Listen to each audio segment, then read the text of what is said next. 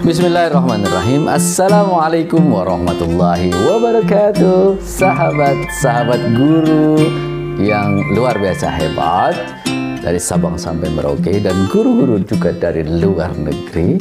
Apa kabar semua hari ini? Saya ingin share hari ini tentang penulisan karya tulis ilmiah bagi para guru.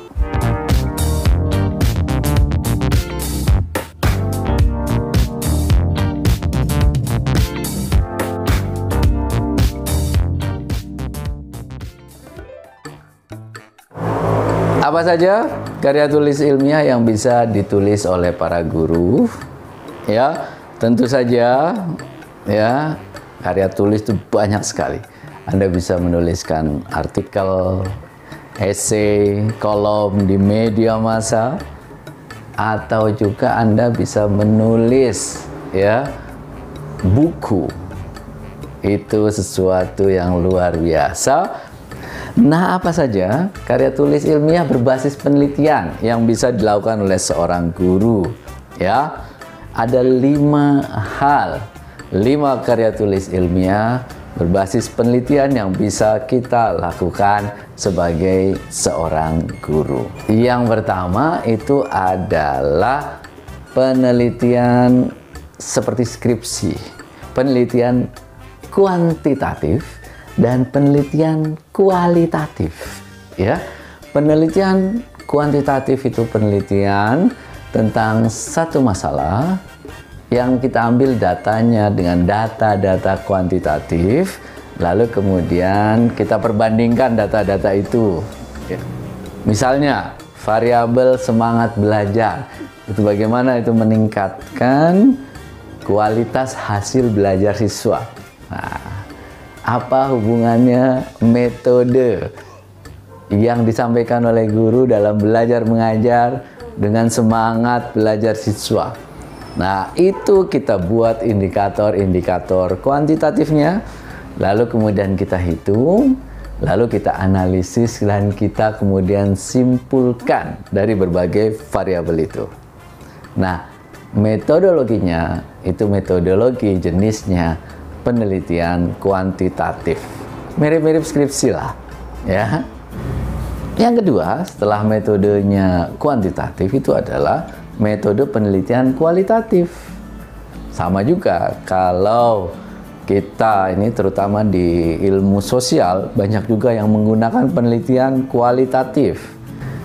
Itu data-datanya tidak hanya berdasarkan angka-angka, tetapi berdasarkan data-data empirik, fakta-fakta yang kita gali lebih dalam dari lapangan, gali lebih dalam dari situasi, kita lakukan analisis. Salah satu yang paling sering dilakukan dalam penelitian kualitatif adalah evaluasi. Misalnya, evaluasi pelaksanaan gerakan literasi di sekolah. Nah, itu ada metode-metodenya. Nah, kita ikuti metode-metode itu sehingga menghasilkan sebuah karya penelitian. Yang ketiga, itu adalah penelitian pengembangan model. Misalnya, kita mengajar bahasa Indonesia. Bagaimana kita kembangkan model-model agar orang suka menulis. Kalau saya kan punya model uktub. Nah, pengembangan model itu kita kembangkan modelnya, langkah-langkahnya seperti apa, lalu kemudian kita uji cobakan kepada siswa kita, hasilnya seperti apa. Atau kita punya model baru dalam strategi belajar mengajar kita. Ya. Nah, itu kita kembangkan, lalu kemudian kita uji cobakan, kita terapkan, lalu hasilnya seperti apa. Nah, itu adalah pengembangan model. Nah, penelitian yang paling banyak ini dilakukan oleh para guru adalah namanya PTK, penelitian tindakan kelas. Ini adalah penelitian tentang apa yang kita lakukan untuk meningkatkan kualitas belajar mengajar kita. Misalnya, kita ingin meningkatkan prestasi murid dalam bidang matematika. Nah, apa yang kita lakukan? Ya, untuk nilai anak-anak meningkat, agar mereka belajar, ya, agar mereka lebih paham bilangan itu seperti apa, thousand, ya, hundred itu seperti apa, mereka lebih paham itu bagaimana caranya. Nah, itu kemudian kita teliti, terus kita coba gali metode apa yang bisa kita kembangkan untuk mereka lebih paham, kita terapkan, ya, hasilnya seperti apa. Atau penelitian sosial di kelas, bagaimana cara agar menghilangkan ngantuk di kelas, agar anak-anak tidak bosan dalam belajar. Kita teliti, terus kemudian kita cari solusinya, kita terapkan, hasilnya seperti apa. Nah, itulah penelitian tindakan kelas. Selain penelitian tindakan kelas, itu bisa juga penelitian tindakan sekolah, ya. Manajemen, bagaimana kemudian mendisiplinkan siswa, bagaimana mendisiplinkan guru, bagaimana membuat kebersihan di sekolah. Nah, ini tentang pengelolaan sekolah, itu juga bisa menjadi bahan penelitian. Dan yang kelima itu adalah penelitian best practice.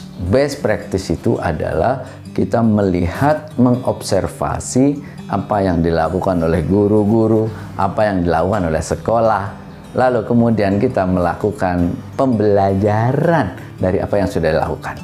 Misalnya, kita melakukan observasi bagaimana strategi belajar mengajar bahasa Inggris di sekolah ini, strategi membangun gerakan literasi di sekolah ini, strategi bagaimana kemudian agar semangat belajar siswa terus tumbuh di sekolah ini. Nah, itu ya kita lakukan, kita observasi. Nah, dari situ kita ambil pelajarannya. Apa yang bisa dilakukan oleh guru-guru, apa yang bisa kita lakukan oleh kita sendiri, sehingga belajar mengajar kita menjadi lebih baik dan menyenangkan. Nah, Bapak Ibu sekalian, ini adalah iklan. Saya tidak bertanggung jawab kalau Anda terprovokasi untuk menulis karya ilmiah yang bermanfaat buat Anda. Tanggung jawab Anda sendiri kalau Anda setelah ini terprovokasi untuk menulis. Ya. Saya ini atas permintaan teman-teman guru, ini diminta untuk menyelenggarakan program diklat penulisan karya tulis ilmiah. Saya lama merencanakan, jadi saya ingin program diklatnya tidak hanya sekadar seminar, tidak hanya sekadar pelatihan yang 32 jam selesai, 8 hari selesai, lalu kemudian tinggal. Tidak, saya ingin merancang program pelatihan yang sekaligus praktik dan bimbingan. Karena itu saya buat pelatihan ini. Pelatihannya 6 bulan. Setiap minggu kita ketemu 2 jam sekali. Lalu praktek, lalu kemudian dibimbing. Misalnya sekarang topik kita adalah menentukan judul penelitian, tema penelitian, topik penelitian. Kita 2 jam ngobrolin hari Sabtu tentang tema penelitian. 1 minggu Anda ke kelas, Sabtu Minggu Anda ya belajar mengajar daring, ya, atau Anda berpikir dengan teman-teman Anda. Minggu depan sudah ketemu topiknya. Lalu minggu depan kita lanjutkan topik selanjutnya, bagaimana membuat proposal penelitian. Nah, materi 2 jam, lalu kemudian seminggu kemudian praktik membuat proposal penelitian. Lalu berikutnya adalah bagaimana membuat variabel penelitian. Nah, materi 2 jam, praktik. Seminggu setelahnya Anda tuliskan dengan dibimbing. Selanjutnya membuat kuesioner, bahan wawancara, bahan observasi. Praktek ya, ilmu 2 jam kita kasih, lalu seminggu Anda praktek dan dibimbing. Begitu seterusnya sampai Anda melakukan penelitian di lapangan, lalu kemudian Anda melakukan analisis, praktik, bimbingan, sampai kemudian Anda menuliskan hasil penelitian itu secara keseluruhan yang sesuai dengan kaidah penulisan karya tulis ilmiah. Dan tentu saja terakhir adalah bagaimana penyajiannya. Kalau ingin dimasukkan ke jurnal itu bagaimana? Kalau ingin dimasukkan sebagai makalah untuk simposium, makalah untuk seminar, itu seperti apa? Sehingga diharapkan 6 bulan. 6 bulan itu Anda bisa membuat satu penelitian, sudah ada hasilnya. Mudah-mudahan itu bisa memberikan manfaat buat Anda, buat masa depan Anda, buat pengembangan diri, pengembangan kompetensi profesional sebagai guru. Demikian, kalau yang ingin bergabung silakan ada di deskripsi, ya. Ada yang mau nanya juga ada di deskripsi, boleh komentar, boleh apa saja. Nanti kita ngobrol, nanti kita ketemu mulai Sabtu ini. Sampai ketemu di iklan, mudah-mudahan bermanfaat. Salam menjadi. Wassalamualaikum warahmatullahi wabarakatuh.